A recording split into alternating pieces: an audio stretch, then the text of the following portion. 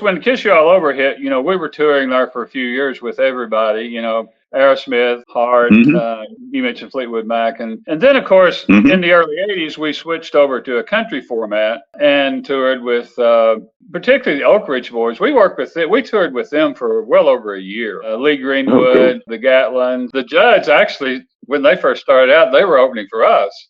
And then of course, then at a certain point, we started opening for them. Right. But They did well. They did very well. It's been quite a wide variety of artists that we've toured with, but it's all the same. I mean, you get on stage and you do the best show you can.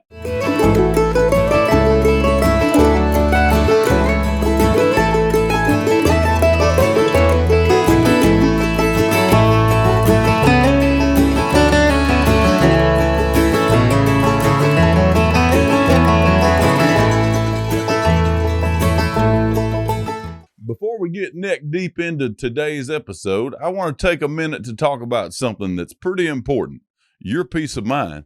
Now, folks, that's where Bachman Insurance comes in. Imagine having a partner you can trust to protect what matters most to you, whether it's your home, your car, or your dreams. That's exactly what Bachman Insurance offers.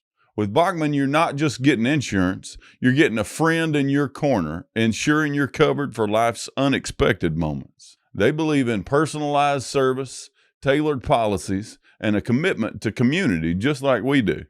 They have locations in Ore City, where I'm from, Longview, where I live, Marshall, Lone Star, where I was born, Hugh Springs, Dangerfield, Mount Pleasant, and Red River. I've been a customer for years, and I can honestly say they will take care of you. So, when you're ready to secure your future with someone who genuinely cares, visit BachmanInsurance.com. That's BOCKMON Insurance.com, or give them a call at 1-800-BACHMAN. That's BOCKMON, and tell them Anthony Bonnette sent you. Thank you, Mr. Bachman, for keeping our community safe and for supporting this podcast. Y'all please take a second and leave us a 5-star review on Spotify, Apple Podcasts, or wherever you're listening. If you're on YouTube, subscribe, hit the thumbs up, and leave us a comment. You can find Come and Pick It at comeandpickitpodcast.com. You can sign up for our email list. That's where you're going to get the most up-to-date information about all the stuff we got going on, our new episodes, our live shows, our music releases, and more. Okay, on with the show. Well, hey, y'all. Welcome to the Come and Pick It podcast. I'm Anthony Bonnette, and today's guest is Marlon Hargis of Exile fame. Marlon, thanks for being on with us today. Anthony, good to see you, buddy. I like all your collection of guitars and banjos and stuff in the background there. That's pretty cool. Yes, sir. You're from Kentucky. I heard you're in the Kentucky Music Hall of Fame with the Osborne brothers and with who else bluegrass related? Maybe the father of bluegrass. Well, yeah, Bill Monroe. Bill Monroe. I bet he's in there. Of course, Ricky Skaggs. There you go. There are a lot of people in the Hall of Fame, and it was actually one of our big honors to be asked to be part of it. So I'll have to show my ignorance. I don't know the rest of all the bluegrass artists in there, but I'm sure Ricky and Bill Monroe, and of course, there's tons of bluegrass players, and we grew up, and I grew up in Southern Kentucky, and we were based in Lexington, Kentucky, and actually worked with a lot of bluegrass artists in studios back in the 70s and 80s. So our relationship with bluegrass goes back a long way, really. I bet it does. I bet back all the way to the beginning. If you're growing up in that area, it's pretty ubiquitous there, from what I'm told. Yeah, exactly. I like that word, ubiquitous. That's. Well, I just came up with that. I didn't know most Texas people use that word. Well, we don't say it right. We know how to spell it maybe, but we don't say it right.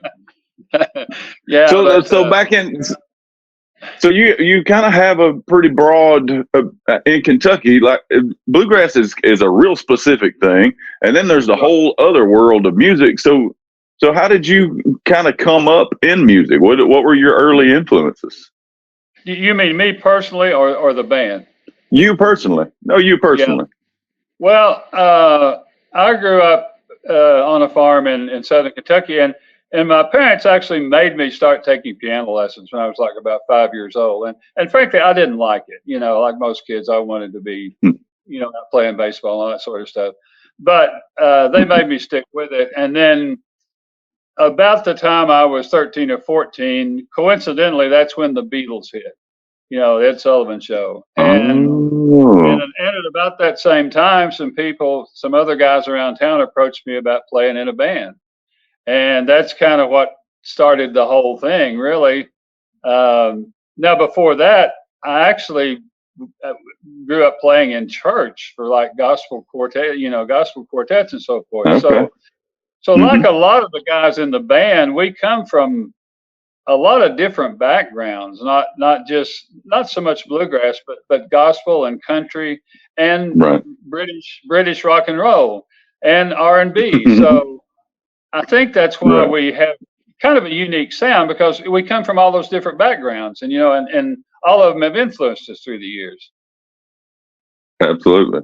So that's kind of your heritage. How did the band? I'm told the band started in, at least the original iteration of the band, in 1963. Is that true? Right. Yeah, it did. And there's one member, J.P. Pennington, who was around in and out of the band when it started. Now, coincidentally, all of the 5 members, we all started playing at about the same time, in different bands. And we all sort of knew each other, being from the same region. So, but the band, it was called the Exiles at the time. And the reason that name came about was when the Cuban Missile Crisis and the Cuban exiles were all in the news. And also all of us sort of were starting to get long hair and stuff at that point, so we kind of consider ourselves exiled from society, which sounds totally stupid now, but at the time, that's where the name came from and how the band started. It's a good band name. It's really good. I thought maybe you all got kicked out of other bands, and so that's how the Exiles came to be. That's a pretty good answer. I'll have to try that sometime. So it was around Richmond, Kentucky. That's where. So I guess all you guys, or at least most of you, are from that area, and kind of came up together. That's pretty neat. Yeah, all of us. I grew up in a little town called Somerset, which was maybe 30 or 40 miles away, and Les was from another town 30 or 40 miles in another direction. Steve from Lexington. Yeah, so we were all in maybe a 30 or 40 mile radius, and like I say, we all sort of knew each other and played the same gigs together in different bands. So so we all have pretty much the same background, and from Kentucky. Cool. and most of us from the country, actually. Right. Really? So what was the music scene there? What kind of places were there to play? Well, let me think back. There weren't a lot of nightclubs and so forth, because actually those places were what we called dry counties and dry cities back then. No one sold liquor.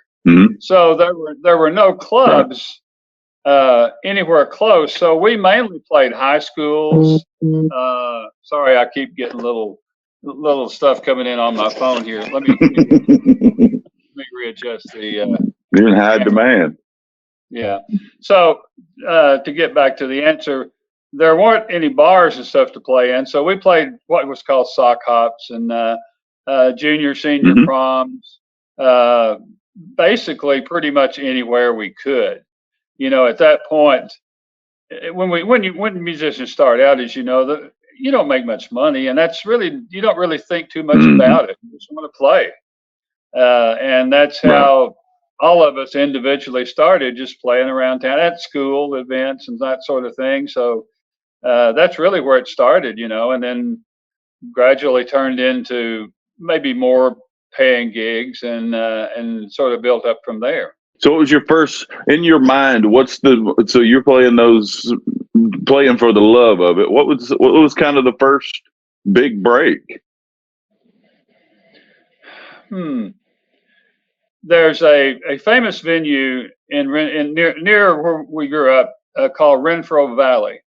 Now, Renfro Valley back then, this is back in the 60s, they were a nationally known radio. It was a venue which had a nationally known radio show.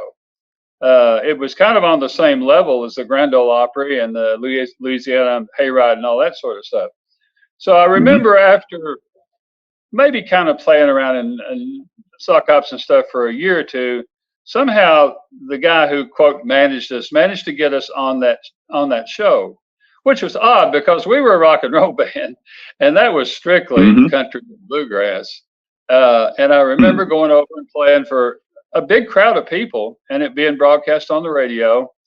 And I'll remember we got paid $6 a piece, and which, that was a start. I think that's the first time we ever got paid. And I remember our manager coming back to us after the show and said, well, boys, since you just got paid for your first gig, says, so now you're technically professional musicians, and remember to always act like professionals.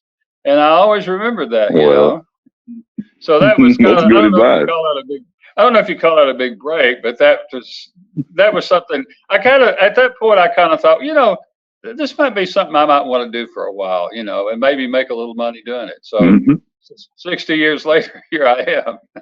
Yeah, it's worked out. It's worked out. And that advice has held true. You guys are, even though you were a rock band at the beginning, I don't know that you were known for kind of the wild and crazy kind of stuff. No, not really. I mean, just straight ahead rock and roll. I mean, we weren't like, heavy metal or anything really crazy. More, I would say rock pop oriented band, and then so yeah, I wouldn't call us any extreme type of rock music. Just, and of course, initially we just started playing cover songs, whatever was on the radio, and then later on started writing our own material. And that's when things kind of started evolving into what led to our success, was when we started doing our own material, in concerts. Right. So this was 63 when you guys got together. That makes it 60 years ago. Is that the right number? Am I counting right? You're right. Actually, 61. This is the 61st year. You guys have been together at least. So I know there's probably been some different guys in and out, and over 60 years, there has to be some small amount of turnover. Is that okay? Yeah, there's a lot of turnover through the years. I mean, and some guys were maybe in the band for a day or two and then got fired. So, but basically, the five of us who are still touring, we all go back to the early 70s. So we are the five guys who played on all the records throughout the years. So we, we're not a band where there's only one original member and everybody else is, new or whatever. So we call ourselves kind of the original core members. So we've all been together really since the early 70s. So however many years that would be, 50 plus years. So that's cool. That's 50 plus. My notes tell me you're the second longest running American band after the Beach Boys. There's the Beach Boys, and then there's you guys. I think so. The Beach Boys, and of course the Rolling Stones. Of course, they're a British band. As far as we know, they don't count. Those are the only two self-contained bands. In other words, not just a vocal. Self-contained, right? That both play and sing. As far as we know, we're right up there with the two of them. Which is it's pretty good company to be in, basically. That's pretty good company. Yeah. Of course, I mean it's pretty good company for them too. You guys are legends. Well, not like them. That's for damn sure. Oh, there it was. The first bleep. Yep. We got the first bleep. So kiss you all over. No, I liked it. I liked it just the way it was. Kiss you all over. I wanted to talk about that. That's coming up. Had an anniversary pretty recently, right? Well, let's see. Let me think. 78. Last year was the 45th anniversary. And of course, that you asked earlier about breaks. That was our really big break to become Mm-hmm. a nationally known and frankly internationally known band. So it really took us 15 years of frankly working really hard and kind of starving sometimes to get to that point, Mm-hmm. but it definitely paid off and it changed our whole lives really. And that song still our biggest song, and we hear it every day on different formats. So definitely a changing point in our Absolutely. career. So what's the genesis of that song? Do you have any fun tidbits about that song? Who wrote it? Where did you guys come up with it? Well, we had a producer who was from England, and his name was Mike Chapman, and he had a writing partner, Nicky Chin. He was a very successful producer and songwriter in England.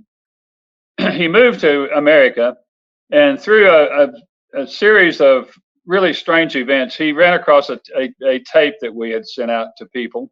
He was in Los Angeles, lived there, came to Kentucky to see us, and signed us to a record deal. And we worked with him for 2 or 3 or 4 years recording stuff, but nothing ever was a hit. So anyway, fast forward to get to what I was getting at. He wrote the song "Kiss You All Over" and brought it to us. We were finishing up the album called Mixed Emotions, which that song was on. And that was one of the songs that he brought to us and said, guys, I think this is going to be a hit record. So to be honest, we didn't think too much about it. It was just another song on the album. Mm-hmm. And when, oddly enough, we started, the album was finished, but it wasn't released for a few months. So we were still playing gigs around Kentucky, and we would play the song, and it really didn't get much of a reaction to crowds because no one knew the song. So we were getting kind of worried. We were getting worried. We were going, well, I'm not sure that's the right song to release, But then all of a sudden we get a call one day, literally from, I think it was from Mike or maybe whoever was manager, saying, guys, this song is taking over the world. He said, it's shooting up the charts like you won't believe. So we were literally playing in a nightclub in Lexington for the door money one week. The next week we were in Los Angeles filming the Midnight Special and getting ready to go out on tour with groups like Aerosmith and the Doobie Brothers. I mean, even though we'd been working at it for years, it literally everything just changed overnight. And really, for a couple of years, things were just kind of a blur. I mean, we were touring with everybody all over the world. Didn't know where you were half the time. So it was crazy, but we survived it, and we're still here. Yeah, that's pretty neat. You work really hard for 15 years, and then you're an overnight success. Yeah, as we say, we were a 15-year overnight success. But here's the thing. And I don't mean to demean younger artists, maybe artists who win a lot of these contests and so forth. But because we worked so hard and basically worked in every joint you could, we learned how to perform on stage, and we learned how to deal with anything. Whatever could go wrong on stage did at some point. So we always say we never worry about something screwing up on stage because we've dealt with it before. And I sometimes wonder if a lot of these younger artists who've never really grown up paying dues, how they deal with something on stage, and a lot of them don't. And again, that's not to denigrate what they do, but I think paying your dues is a good thing sometimes, and it also makes you appreciate what you have when you get it. I bet that is the case, and it also makes you're more in a position for the success to land on shoulders that can handle it. For somebody who just starts, if that it can ruin a person's life, and does a lot of times. It's interesting. I was just watching this documentary actually last night about some of these boy bands, like in Orlando back in the '90s, and they were created like Boys to Men and Backstreet Boys and all those guys, and Mm-hmm. really because of all the pressure on them as kids, a lot of them ended up in not very good shape and really didn't, and some of them didn't survive Mm-hmm. it. So I Right. think, as you said, paying your dues makes you able to get through the success and not let it go to your head too much either. I mean, I'm Right. not saying we were the most angelic people in the world, but and also I think the fact that we grew up in Kentucky from a middle class background and Mm-hmm. families that taught you to respect people and things. I think that had a lot to do with it, because we always say we take what we do seriously, but sometimes we don't take ourselves too seriously. I mean, we're not Right. brain surgeons or rocket scientists. We're just musicians, and that's the thing. Right. Yeah. So how does it feel looking back? That song, it's on Happy Gilmore, and what other movie? Holly and I were just talking about another movie it was in, one with Dane Well, Cook where he works and what was it, Holly? oh, um, Employee of the Month. It was an Employee of the Employee of Month. the Month, one of my Yeah. favorite movies. And it's been it's just a legendary song. So how does it feel like that song is a part of not just American culture, but the world over? How does that give you a feeling of pride, or where does Yeah, that leave you? it does, and I think that's one reason the song is still so recognizable because it's been in I don't know how many movies, 6 or 8 or 10, and also a lot Mm-hmm. of TV series. And even the last year or two, it's been in some new series. And about once a year, we'll hear new songs in another TV series or another movie, uh, and it kind of keeps it going, and also it makes different generations aware of the song. So. Mm-hmm. Um, Mm-hmm.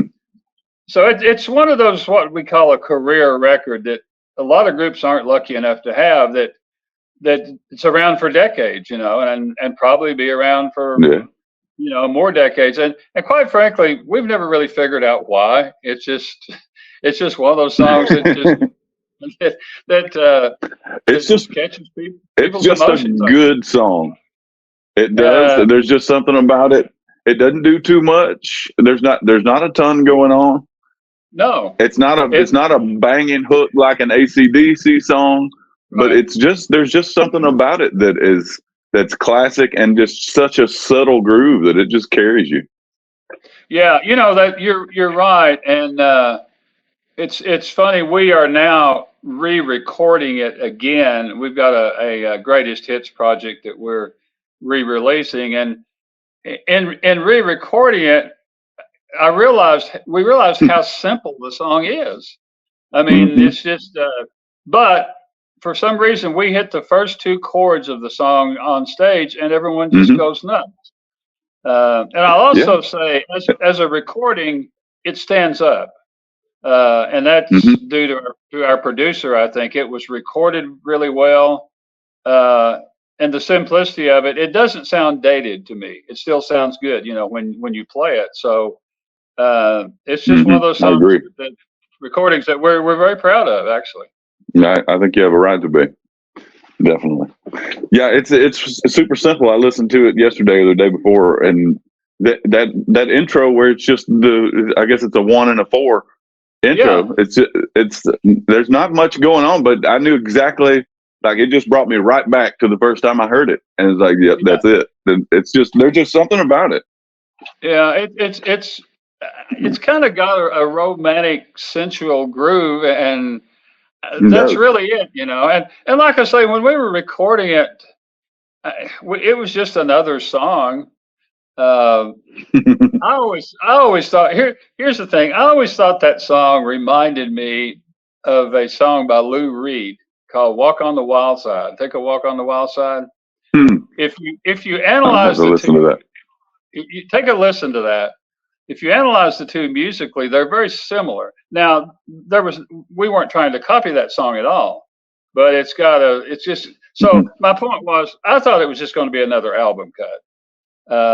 And Right. thankfully I was wrong. So, Right. yeah, Yeah. Accidental legend status. yeah, there you go. I like that. An accidental legend. Well, Exile is definitely legendary. But you yourself, I guess you've toured with.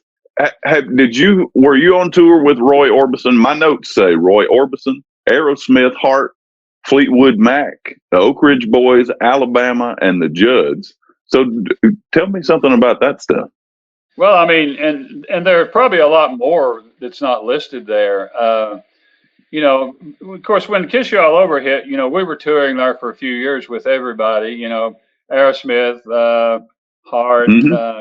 You mentioned Fleetwood Mac, and then of course Hmm. in the early '80s we switched over to a country format and toured with um, particularly the Oak Ridge Boys. We toured with them for well over a year.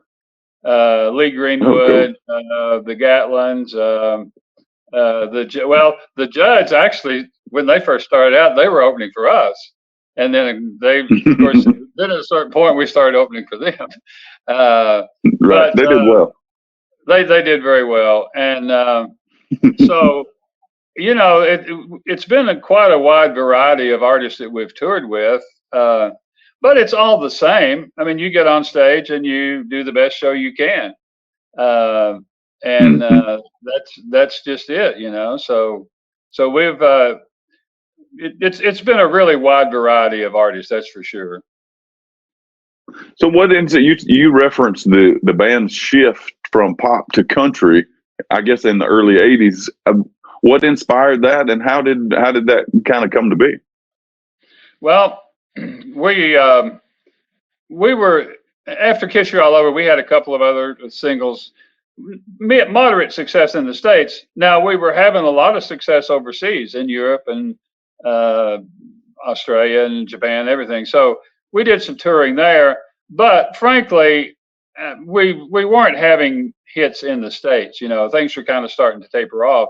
But at the same time, songs that were written by, in other words, Exile songs were starting to be recorded by country artists, namely Alabama. Two of their biggest hits, "Take Me Down" and "The Closer You Get," were both Exile songs originally. Written by Really? JP, and they were on rock and pop albums, and we actually released each of those as singles. They didn't really do very well. I think because I think our record company had kind of lost interest at that point. Then also, Les wrote a song that was a number one for Janie Fricky at the time called "It Ain't Easy Being Easy." So our manager came to us at a certain point and said, "Look, things are slowing down in the rock and roll field, but your songs are being huge hits in the country field. So let's go basically change genres and try to go, into the country field." And also the country field was also changing at that same time. Groups like Alabama and the Oak Ridge Boys, more, I guess you would say, country rock oriented acts Right. were starting to have success. So it was actually just good timing, I think, on our part.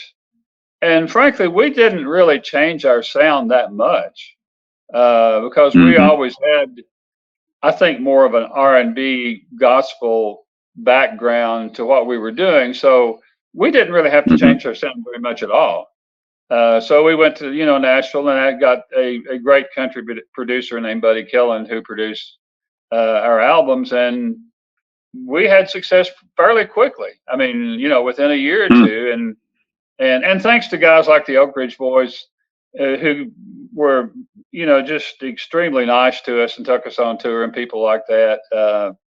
It was and really we had a lot more success in the country field. We had, I think, 10 number ones over the decades, a bunch of other top 10 songs, a couple of gold albums. So that continued on into the 90s. So it was a brilliant move on our management's part, even though well, I don't think we questioned it too much, but as I say, being from Kentucky, it made a lot of sense. We all knew country music anyway, so it worked out pretty and well. you all probably felt like country boys in the big city a lot of times anyway.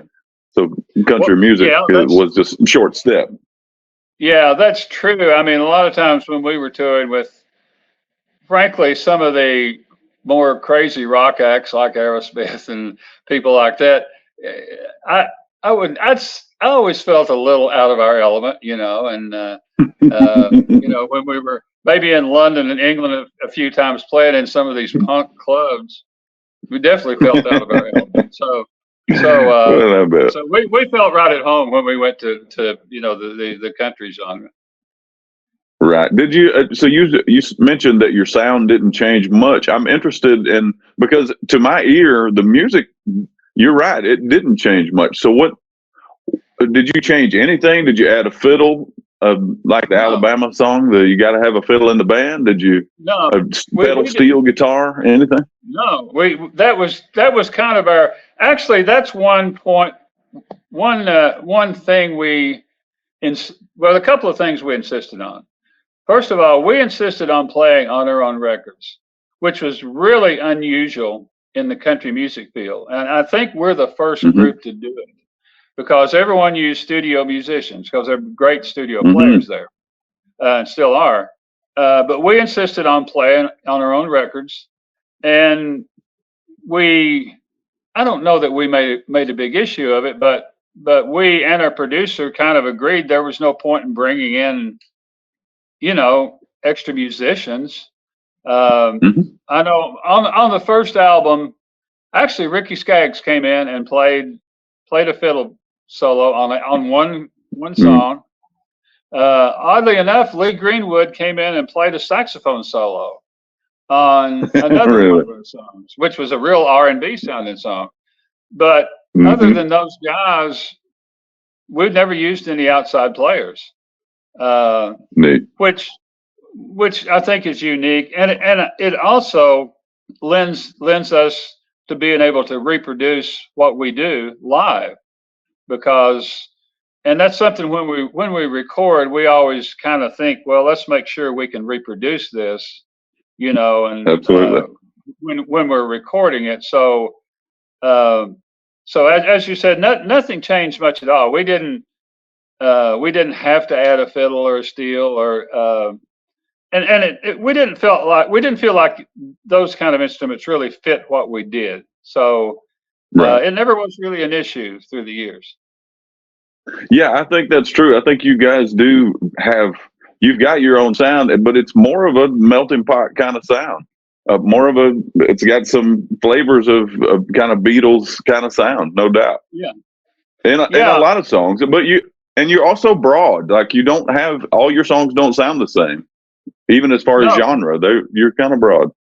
Yeah, and another thing that we kind of like, we have an album that we recorded last year called A Million Miles Later, and a single out now, which actually sounds very Beatle-like if you think about it. But when we were recording this last project, we're in a position now where we don't really have to worry about mainstream radio play, because frankly they're not going to play us anyway. So it's kind of nice to be able to go into an album project recording sort of what we want to record. We don't worry, like we may have one song that sounds like a Louisiana Bayou song, and a couple of more hardcore country songs, a lot of R&B sounding stuff, and to say a couple of Beatles sounding stuff. So it was actually it's nice to have that freedom to be able to record what we want, and that's really what we are. We don't really fit in a certain category. I don't think we're just us, basically. Yeah, I think that's definitely valuable as a musician. You know, making an album that all sounds themed, sounds like it all kind of has the same pedal effects and on every instrument. That seems pretty boring, especially if you're having to support that in a live show. Yeah, I think so. I mean, there are exceptions, maybe like if it's a themed album, like a Pink Floyd album or something, but that we never really we never wanted to do anything like that. And yeah, your point's well taken. If I'm listening to an album, I don't want every song to sound the same. You know, it's going to get pretty boring after a few cuts. And the same with our live show. I don't think. I mean, we basically sound sort of the same, but by different instrumentation and different keyboard settings and that sort of stuff. You want you want things to sound slightly different. And another thing too, if I can brag on us, is we have 3 different lead singers. So that's one thing that makes it's a great variety when you're hopefully when the audience is listening, because you have 3 different people singing lead, and the harmony structures are different when each person sings lead. So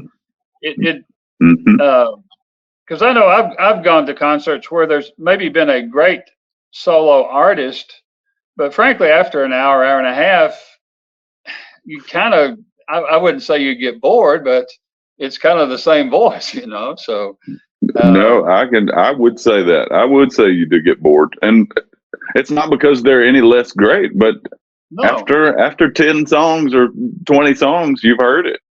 Yeah, you know, exactly. There's only so much dynamics that a single voice can have. Yeah, so I think that's one thing that's worked to our advantage, and the 3 different singers each have a different type of voice. So I think hopefully it makes our shows more interesting just because of that, and because of the variety. I guarantee you it does. Hopefully. So your newest single, "After You," which is on the A Million Miles Later album, and that's your newest one, right? Yeah, correct. Yeah, and that's the one I mentioned. I listened to it the other day. That's a really, you're right about it being broad and about the songs. But there is a great rhythm to that album. I listened to it 1 through 16. Is there 16 tracks? It seems like there was. I remember there being 16. Yeah, exactly. Yeah, so I listened to it straight through, and I like the layout, and I really liked "After You." You talked about the Beatles a minute ago. It's kind of got a little of that in it for sure. Yeah, it's very very Beatlesque, just the chord structure, and I think when we recorded it, we sort of had that in mind, you know, and we've never really done anything quite like that before, so it was kind of cool. We always called it a cross between maybe the Beatles and the Electric Light Orchestra. There's some of the instrumentation, but and the songs, it's actually a lot of fun to play live. We all love playing it. It's just it's got that it sounds like Beatles, it would be Beatles vibe. So so it's probably the most different, maybe the most different song on the album, but it's you know, we love doing it and doing well. So hopefully we'll keep doing it for a while. It puts me in mind of that movie with Tom Hanks, That Thing You Do. That I guess the song was That Thing You Do. Yeah, it's that little the way it comes in with the drums a little bit. Yeah, you know, it's funny you mentioned that.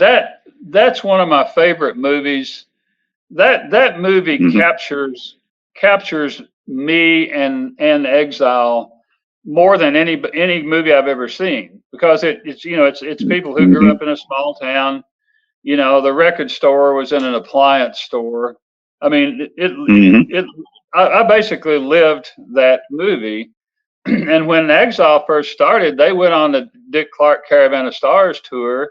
You know, kind of like they were called the Wonders, I think, in the movie, kind of like that group did. So I actually love that movie, and if I ever get to meet Tom Hanks, I'm going to tell him how wonderful that movie was. I mean, it captured the 60s and the way we grew up to a T. It's a wonderful movie. Right. So tell me about, speaking of celebrities, You performed on the Tonight Show with Johnny Carson. Is that true? Yeah, we did. That's one of the highlights of our career, because back in the day, unfortunately, a lot of kids don't remember this. I mean, that was the show, and here's the thing: the day, actually, the show is recorded in the afternoon, actually out there, and then it plays back at night. But the day we were there recording, everybody was there. Johnny was there, Doc was there, Ed. Tommy Newsom, because towards later on in the show, half the time Johnny wouldn't be there or Ed wouldn't be there, and so we got to see everybody. And I'll never forget the stage setup where we performed it was kind of to Johnny's left where his desk and stuff is, and I could see him when we were performing. And I looked over, and he was watching us and tapping along with his pencil. He was the drummer, and kind of smiling. And I was thinking, man, it doesn't get much better than this. Johnny Carson's over there, tapping along. We were doing the song "Super Love," and he was, tapping along and smiling. And that was definitely one of the highlights of our career for sure. Yeah, that's pretty neat. I bet he would have liked after you with that drum. That good cadence it's got. Yeah, he probably would have, but it was a blast for sure. Yeah, that's pretty neat. And you guys really have a resume like very few people like that. You can name drop with the best of them. I bet you're fun at parties. You have fun at parties. It's funny. We don't think much about it, but then we sit down and start. Somebody will remember something, maybe a TV show we did, and frankly, I might have forgot about it. I mean, not to belittle it, but we did so many different things, and every once in a while, someone will mention maybe a big gig we played, and someone else will say, "Well, I forgot about that too," So again, I'm not bragging. It's just we're very lucky to have all those memories, I guess, is a good way to put it. That's a pretty blessed kind of life for sure. It sure is, and the five of us are still around to have those memories, and we're definitely blessed for that reason. We're very lucky. Absolutely. And you guys also released a documentary pretty recently. Is that 60 Years of Music and Exile? Yeah. Live in concert. Yeah. So it's just a concert. Well, it's two different things. How deep does it go? Well, first of all, it was done by Kentucky Educational TV and PBS. They came to us last year, or maybe a year before it started, and wanted to do a documentary just because we'd been around so damn long. So so they spent about a year, kind of doing interviews and interviewing some past members and other management and so forth, interviewing all of us. And so they put together, it's an hour-long documentary just about the history of the band. Then they also last year came to one of our concerts and recorded that, and then they released that. That is a separate production. Both are on PBS, and they usually run one right after the other. But so basically 2 hours of a documentary and a recorded concert, which it's pretty cool to do that. And when we were doing interviews, like you were saying, it takes you back to remembering things you might have forgotten. And of course, another interesting thing, if you ask the five of us about a certain event, you're probably going to get 5 different answers because everyone you all look at things from a different perspective, and absolutely. And some things, some guys don't even remember at all, So, and a few of them I didn't remember. Someone reminded me. So, right. Anyway, I bet that happens. We won't get into that too much. So give me a memory or something that is not necessarily on the DVD, but that you're like a milestone kind of thing. Do Do you have any nugget that you can give us? You mean me personally? Mm-hmm. Okay, this gets back to the rock and roll days. When Kiss You All Over was a huge hit, we actually went to England and there was a TV show called Top of the Pops, which was a huge music show there. So for one thing, it was just cool to go to London and be able to go to Abbey Road Studios and like everybody else walk across the street and that. But when you do that show, we had to re-record the song in England. It was a union thing. So there was a legendary British producer named Mickey Most, and he produced Herman's Hermits, the Dave Clark Five, the Who, all and he's a guy that when I would buy records through the years, I always saw his name on the record, because it's kind of a different name. So, at any rate, he was the head of the label in England. So we went into a studio where the Who recorded all their stuff, and he produced us re-recording "Kiss You All Over." And to me, I mean, I was just blown away. I'm going, here's this legendary British producer. We're in this legendary studio where the Who and all these other people recorded, and we actually did it in one day for the show. But stuff like that stands out in my mind, And again, each person would probably have something different that stands out, but that's something you just it's just something you dream about, and it when it comes about, it's very cool, and looking back on it, it was just a cool deal. Yeah, that is pretty cool. That's cool.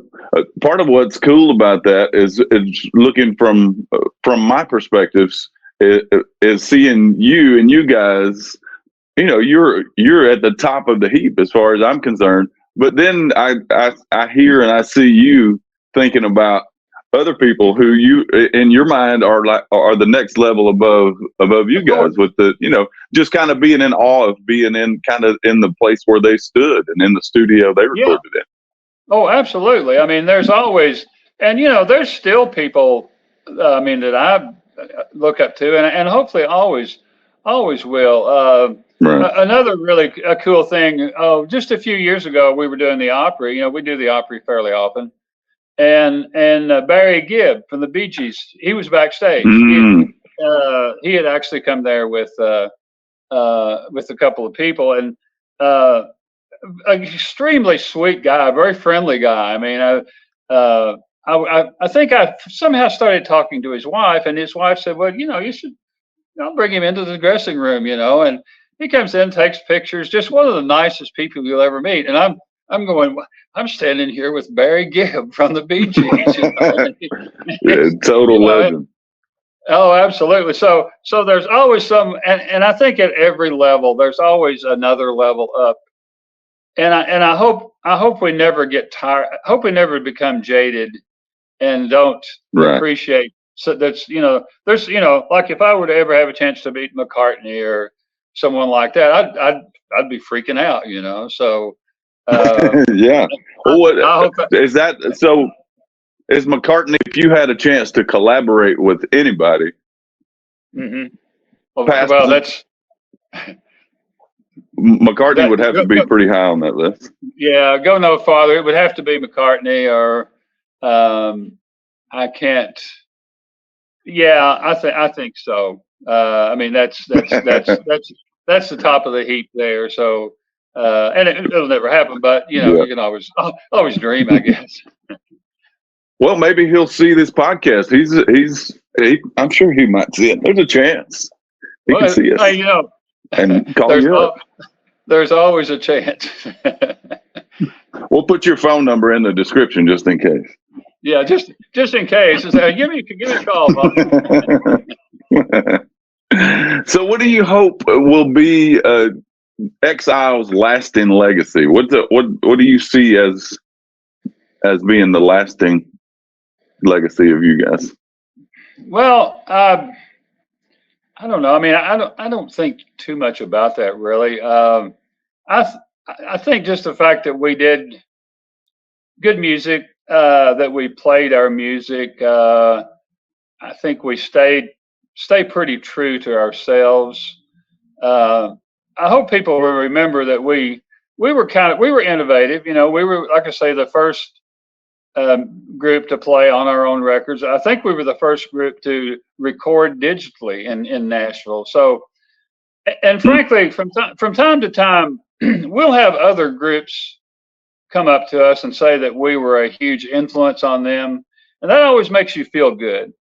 I mean, most of the groups, like the Headhunters, and they've all said that, and Restless Mm-hmm. Heart, and Shenandoah, and groups that Mm-hmm. came a little after us.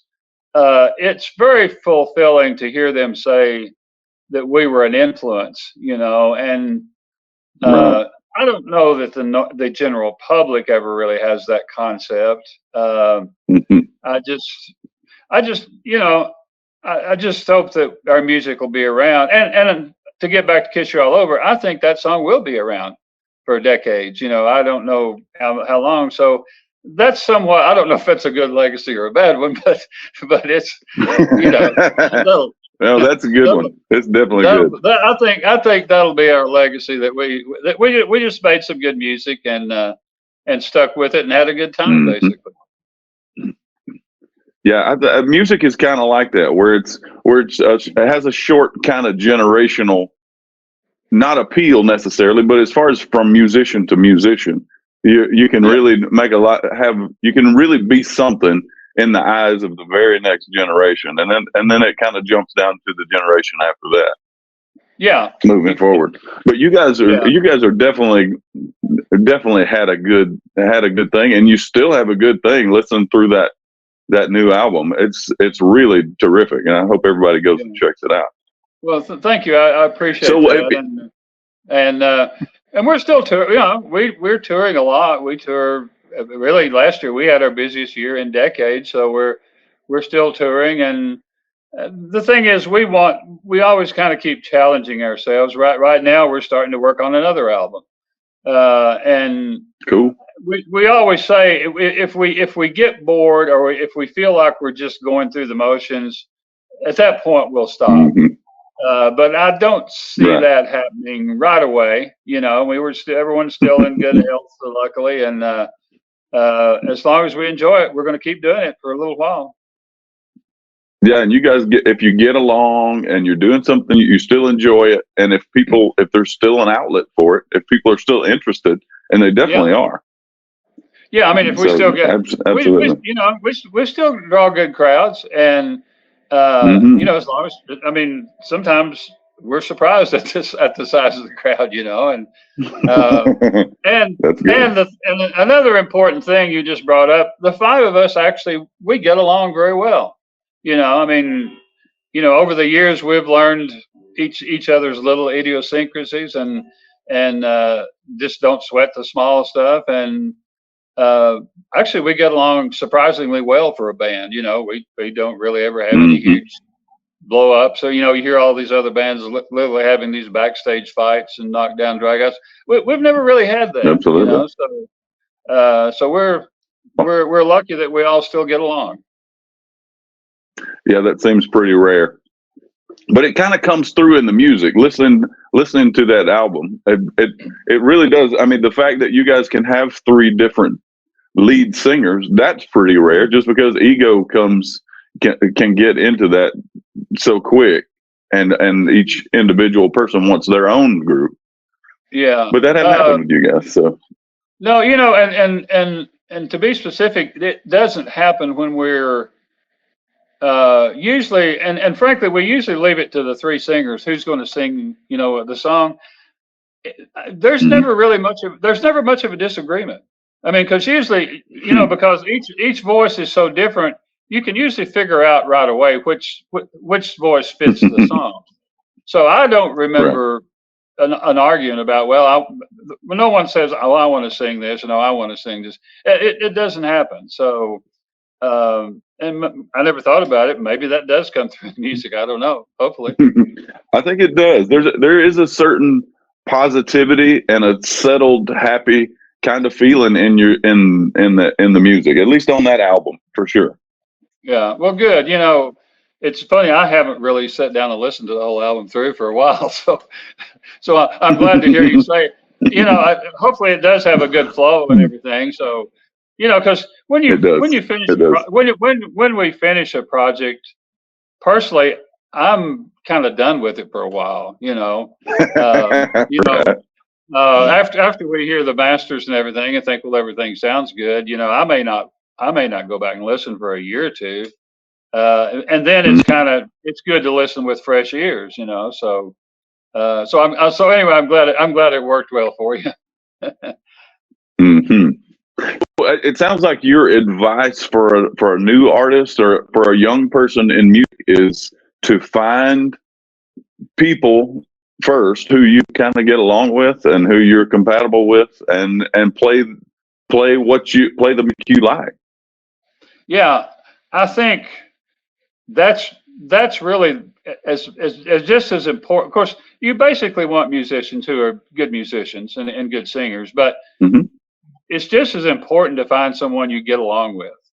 And really through the years, like I say, there have been various other members, and the ones that didn't last very long is usually because they were jerks or something, just didn't get along with them, and Right. and some of them may have been great musicians, but if you can't get along as much as you travel, you're on a bus or on a plane and in our peak years, we were out for maybe 300 days a year, traveling, and you have to find someone you can get along with. And so as a young player, really personality is just as important as, and maybe lack of ego is just as important as musicianship. And, that's one advice I would give. And another advice is you have to have passion for what you want to do, because it's not an easy business. Probably less than 5% of artists actually ever have any success. So if you don't love what you do, you're going to get discouraged really quickly. So you have to love it, and you also have to approach it as a business. You have to be serious about it. And so that's, for what it's worth, that's the only advice I've got for young artists. Well, it sounds like good advice. Well, thank you everyone for tuning in. To follow Marlon and Exile, check out the links provided in the description. Marlon, thank you so much for being here with us today.